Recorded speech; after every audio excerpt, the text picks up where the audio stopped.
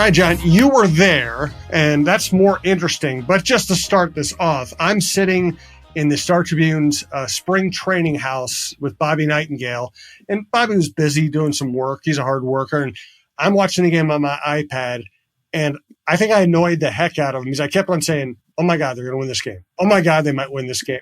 That was one of the most amazing comebacks I have ever seen, and you were there. What was it like?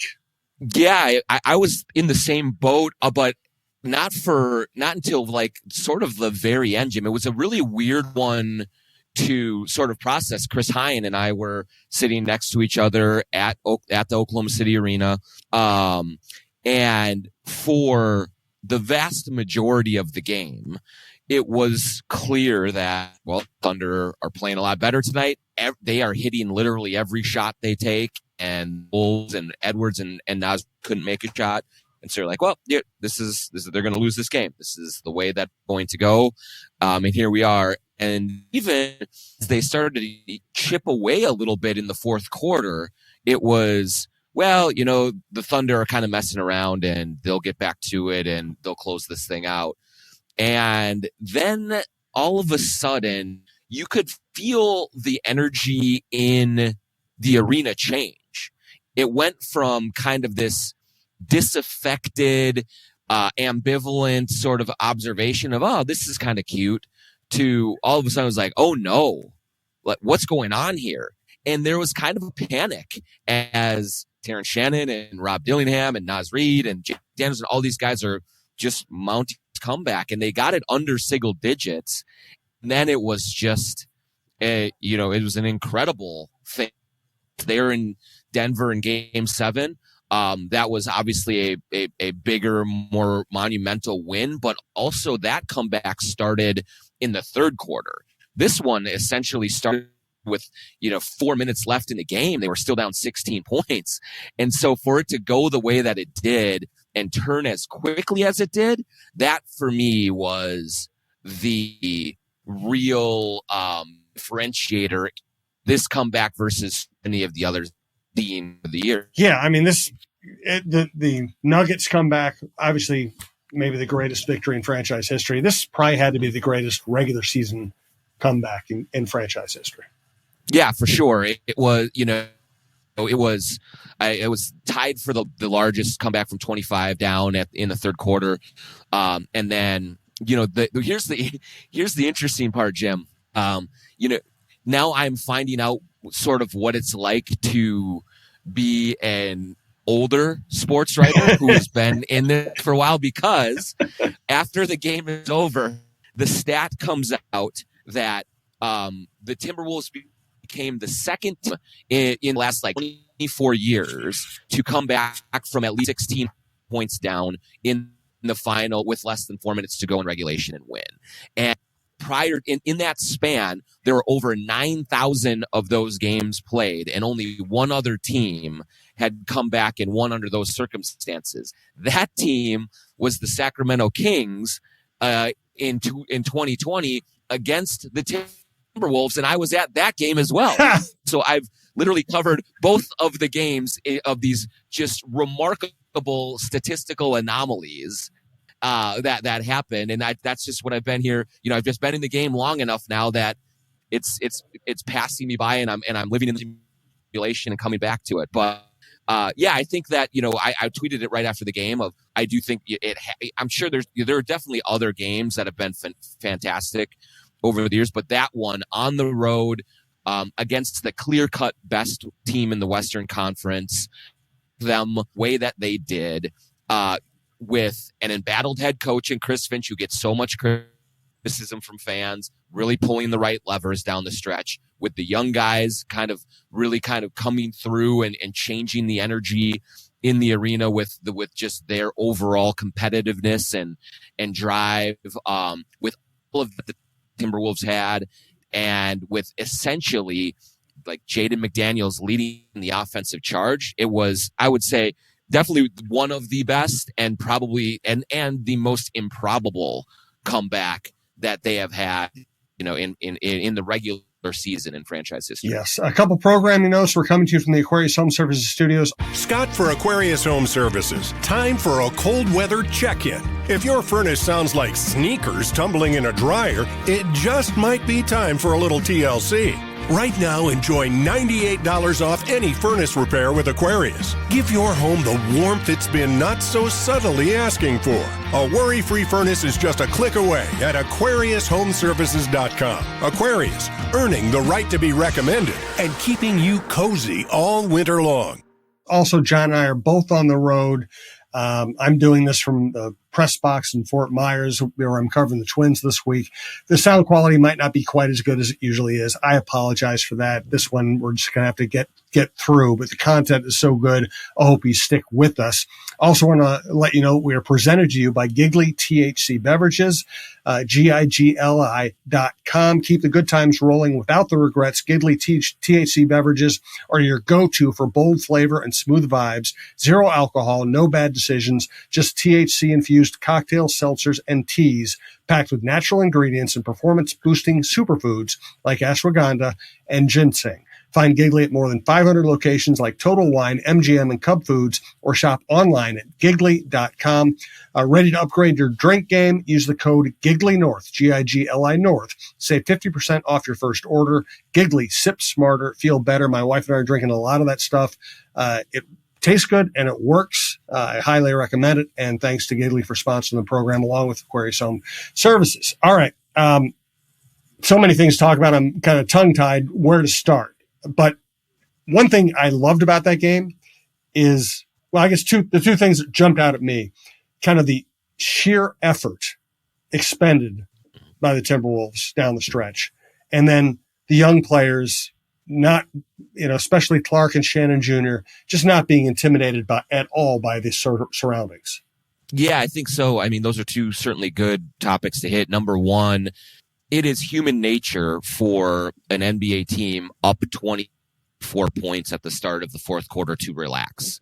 And I think the Thunder did do that some. And that sort of opened the door. But the Wolves deserve a lot of credit for taking advantage of the opportunity that was provided by the Thunder relaxing a little bit. And we have seen the Wolves do the same thing in kicking some games away.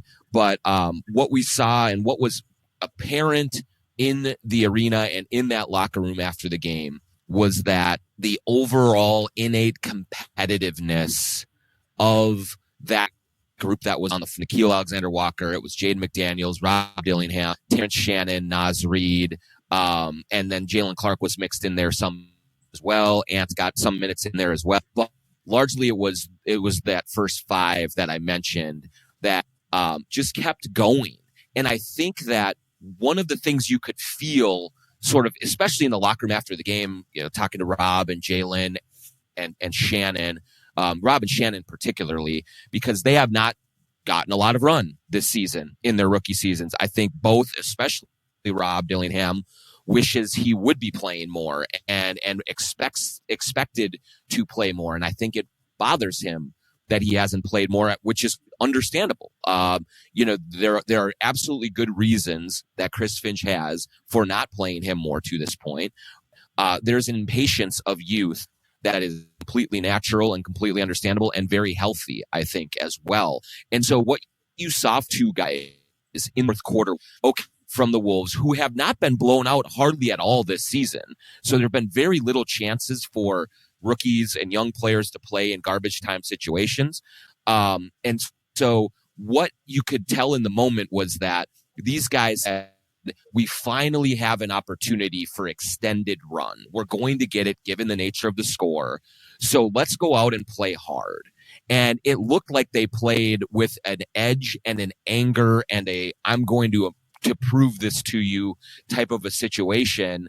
And that carried over and was too much for the Thunder to match when they relaxed.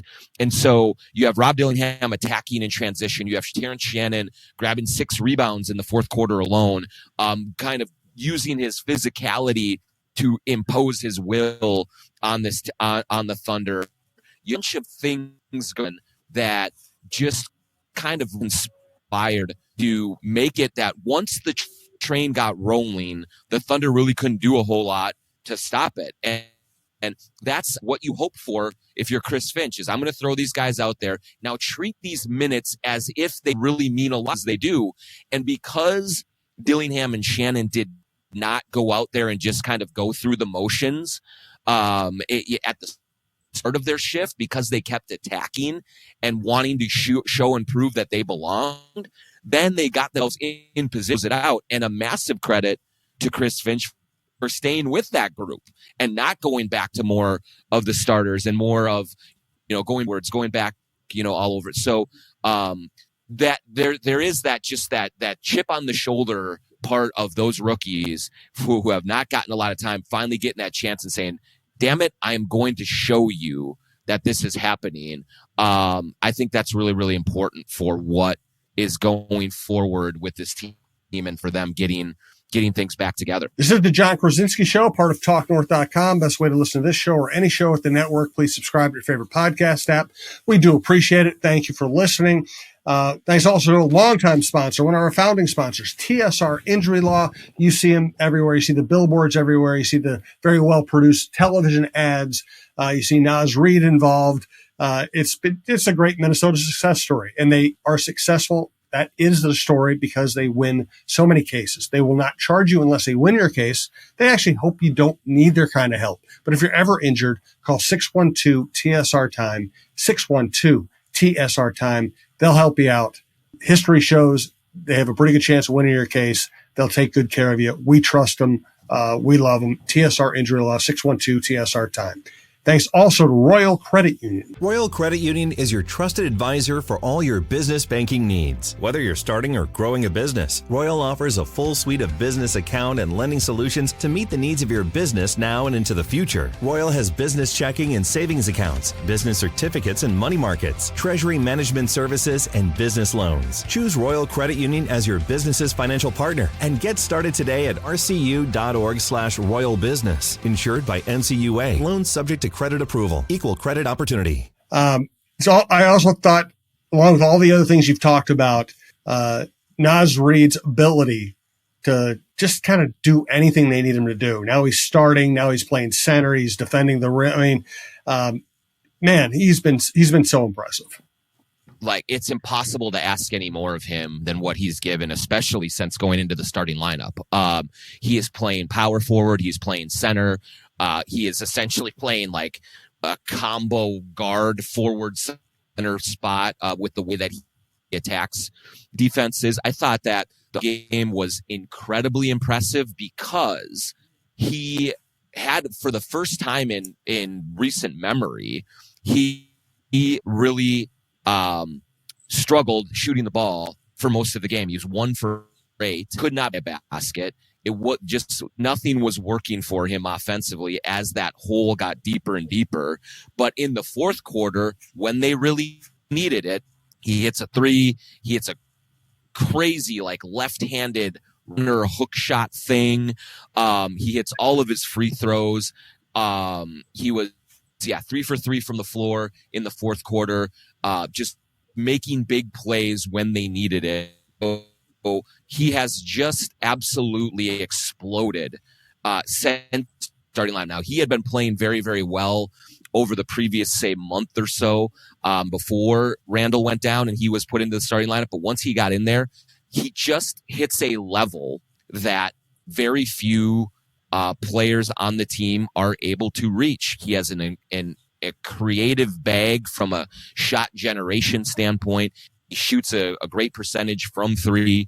He scores very craftily around the basket, and enough offensively that they are not getting hurt in those minutes either. It's actually been a great help when he and Jaden McDaniels are together defensively. Great pairing when Rudy Gobert. It's a great pairing defensively. The numbers are great. So he's one of those guys that just can play really well with any combination of guys. And so he's proving to be incredibly valuable. Of course, that sets up a very interesting scenario as Julius Randle gets very close to returning to action here. And we'll see what Chris Finch does with the starting lineup and with the minutes allocation as they do get healthier. But Naz Reid has just only underlined how big of or how important he is. He right now, Jim, and I heard Britt Robson say this the other day, and I think it's true. I think he's their second best player. I really do. Like, I think he has asserted himself in the pecking order to be number 2 because of how good he is on both ends of the court and because of just how easy it is to pair him with all sorts of different combinations of people and have success doing it. Yeah, last time I wrote about it I think this going into the All-Star break, I said he's at worst their third best player. And that's and you only bump him down to third if you really value Gobert's defense. Of course, they should value Gobert's defense. It's amazing how many easy buckets opposing teams have scored off this team with Gobert out. Yeah, it's I mean, that's the thing is like you do see certainly the offense right now with Gobert out looks different, more dynamic. Everything looks easier with him off of the floor, but defensively in general, I mean, man, do they miss him protecting the rim, walling off the paint, doing the things that he is able to do. So once Rudy gets back, and he is a little bit trickier of a scenario, I'm not sure. Could he play on Thursday against the Lakers? He could. Could it be a little bit longer? It's a real possibility just because you're a little concerned about him kind of having the back spasms, leaving on vacation, coming back feeling good, and then them returning quickly in the first practice after the break. So I don't really have a read yet on exactly when Gobert is back. I think Randall will be back before him. I think it's possible Dante DiVincenzo is back before Rudy. Wow. I'm not sure. So we have to just see. We have to see what happens, see how things settle in with Rudy. But once he does get back, I think he will be an incredible asset to have defensively. It's just going to be interesting then to see what this offense does with him back in there and how they work with his much different skill set from an offensive standpoint than what Naz Reid has. Yeah, it's going to be fascinating. And Finch's decision-making, lineup choices, rotation choices are going to be fascinating as well. And that's many subjects for many future shows. Let's get to Anthony Edwards, the calf, him being out during this great comeback, and what's going to be like to see Ant against Luka. First, though, tell us more about True Vision Institute. True Vision Institute in Bloomington is the place that I went last year for LASIK surgery. You've heard me tell you about how friendly they are, how easy it is to navigate, and how much it has changed my life from a travel standpoint, just from an overall everyday ease of moving around standpoint. True Vision has just been incredible for me and everything that it has done to kind of open things up. I will tell you a little bit more about the surgery itself. If you go in and you have LASIK surgery with True Vision, first of all, Dr. Chu is incredibly calming. Everyone's a little bit nervous when they walk into a surgery. He really does put you at ease and lets you relax a little bit as you go about this procedure. But one of the things that stood out to me in the actual process is how fast it is over with. You get there, you go in the room, you have the procedure done on each eye. It literally is like 3 to 4 minutes is how long it takes to get your eyes corrected. Afterward, you're definitely uncomfortable for the 6-8 hours afterwards. So you go home, you take rest, take a little nap, get some sleep, put some eye drops in. And by the next day, you're feeling great. But the process itself, if you're worried about it, not be. It is so fast. It is over before you know it, and you're back in better, having your eyes heal, and you're seeing so clearly. So go to truevision.com to set up a consultation. Go in and check it out. And once you are, you will be amazed at how quickly you are in and out of the place if you do decide to go this road with LASIK surgery. True Vision in Bloomington, truevision.com. We'll have a Twitter question courtesy of Shepherd Goods and Lamb Chops clothing line. We also want to know more about Shepherd Goods and Lamb Chops clothing line. Yes, SG Lamb Chops is the place to go for unbelievable casual wear, hoodies, sweat, t-shirts, shorts. I've said shorts, they're my favorite shorts that I own. And hey, it's getting warmer out right now, so you might want to break those things out. So you go to sglamps.com, put in the promo code JONK20, and you get 20% off anything wearing from website, and you will see when you get there just how stylish it is, high quality, and super comfortable. If you get into a Timberwolves or Lynx game, Target Center, you're going to see Shepherd Goods clothing and Lamb Chops clothing everywhere. They have a collaboration with the Timberwolves that is sold on occasion in the store, but they also have so many other things that people wear, and it's when you go out to Target Center tonight on the town, you wear Lamb Chops clothing, you fit right in, you can go right from the arena out and grab a drink afterward and not feel like you have to change or anything like that, and you're super comfortable. So you go to sglambchops.com and use the promo code JONK for 20% off anything at Lamb Chops Clothing. All right, so Anthony Edwards, you were there. I was just watching on TV. Take us through the injury, Finch's decision to have him out, Finch's decision to put him back in. Is there anything more there? Yeah, I mean, it was certainly interesting to watch.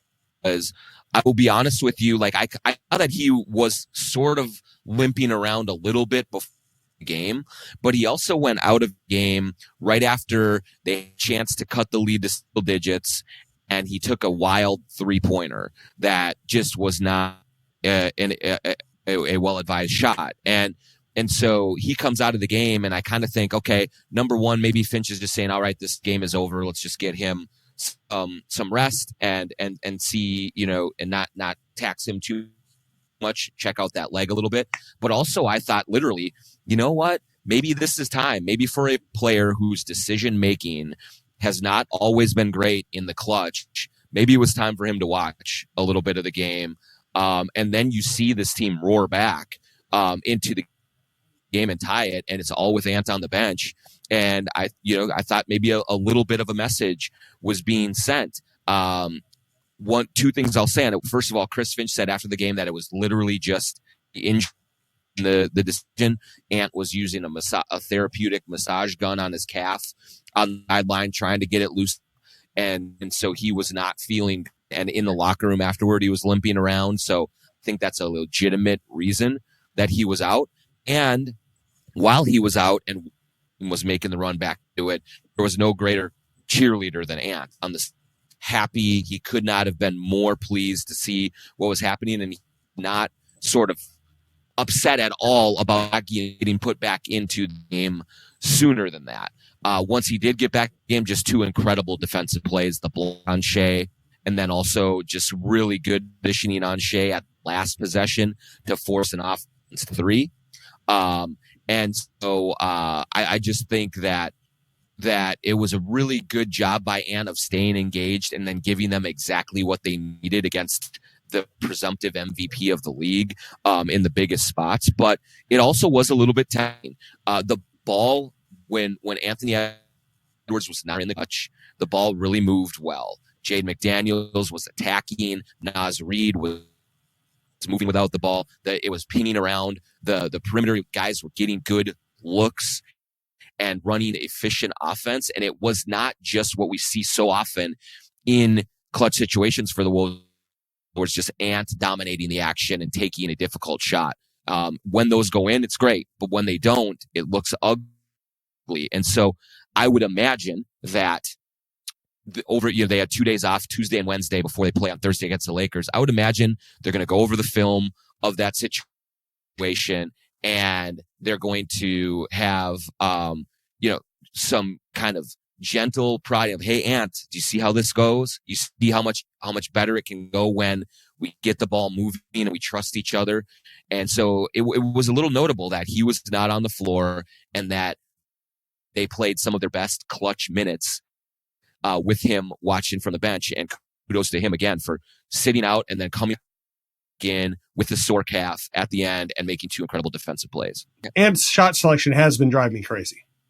Yeah. It's fair. It's certainly a fair criticism of Ant. What I have said in the past, like I take the Houston game just a few games ago for, as an example, there were 3 or 4 times in that fourth quarter where Ant drove to the paint, kicked it out, wide open Jade McDaniels, wide open Mike Conley, and they missed shots. True. And so that can sit in the back of his mind and say, well, if these guys are going to miss shots, I'm the best shooter on the team, I might as well take them.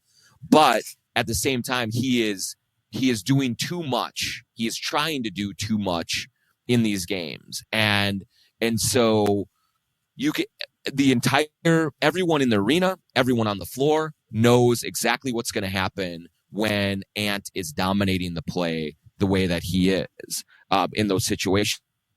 The Wolves were much more unpredictable those minutes against Oklahoma City.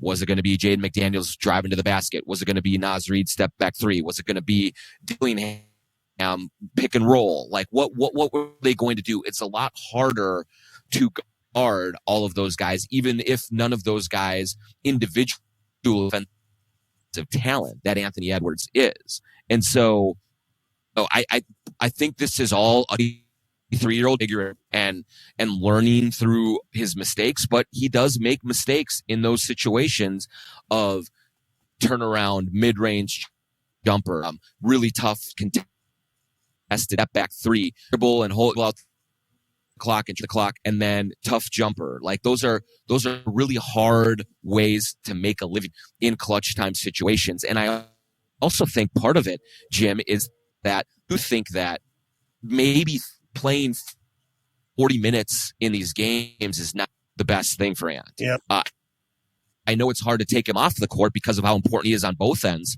of the floor and how much of a difference he makes for the offense when he is rolling. But I think he wears games. And so I think that he settles a little bit more for the jumper at the end. He's so tired.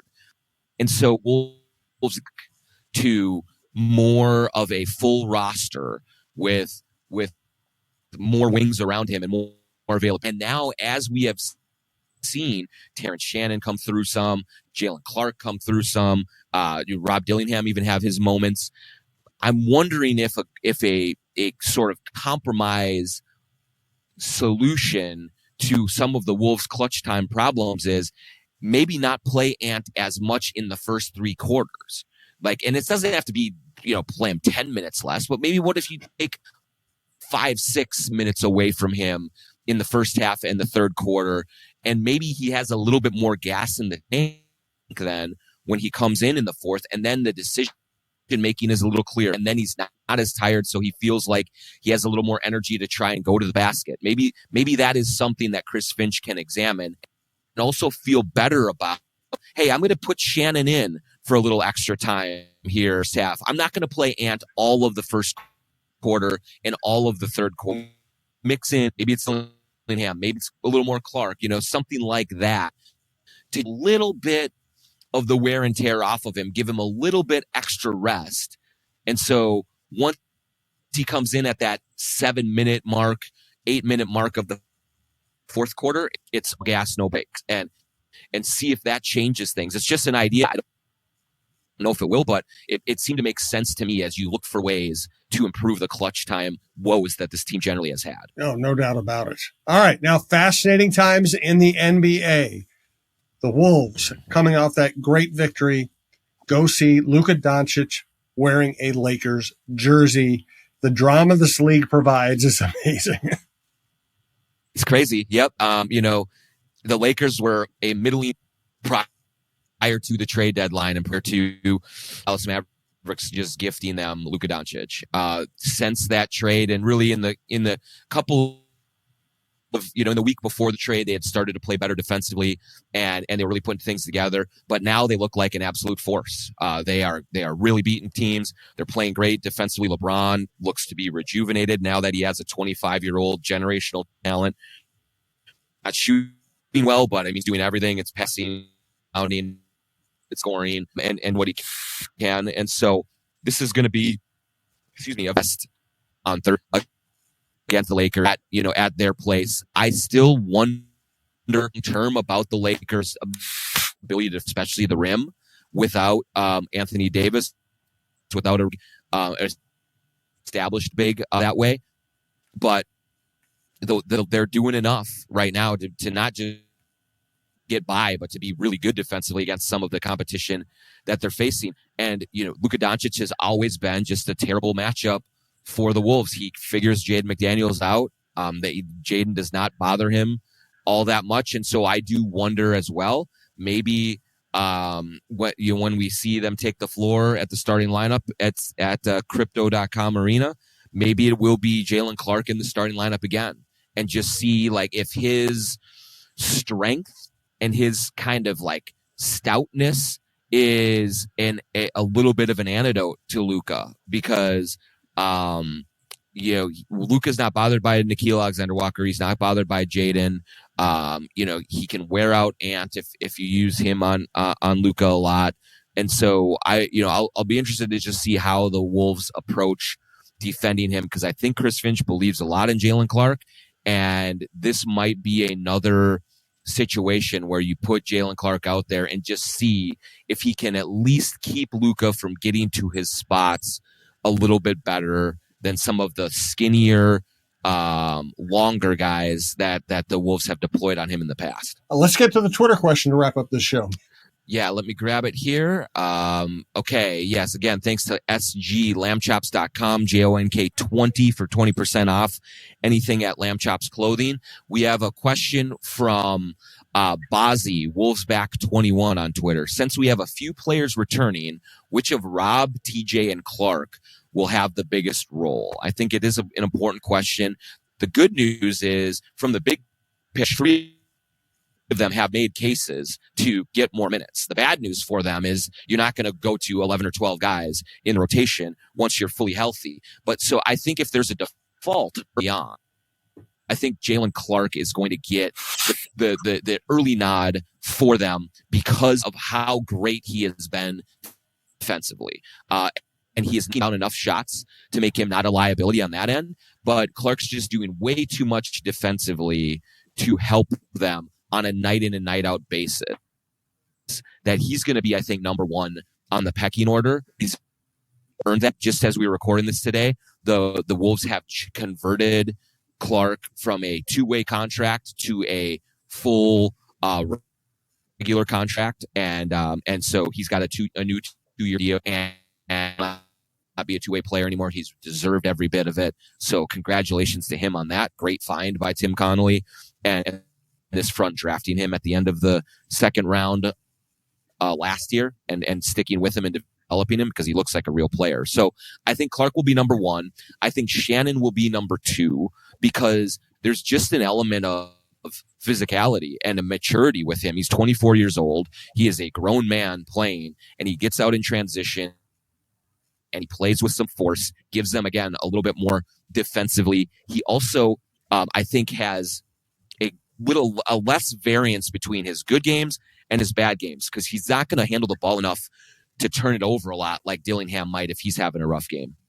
And so I think Shannon will be number two, and then Dillingham number three. But I do think that you will see there will be matchups where, man, we just need Rob Dillingham out there more. And so it's time, to see if he can energize the offense with his just overall attack mentality. And so, Chris Finch will have to, down the stretch here, really be creative and flexible with that spot and with his rotations in general. I think he's going to have to react to in-game situations more than he has in the past. Generally, most head coaches, Finch including, loves to have like a set rotation, 8 or 9 guy, but I think 8 spot, and maybe if you add a 9.5 spot there, that's going to have to be sort of rotate depending on who is playing well and what they need.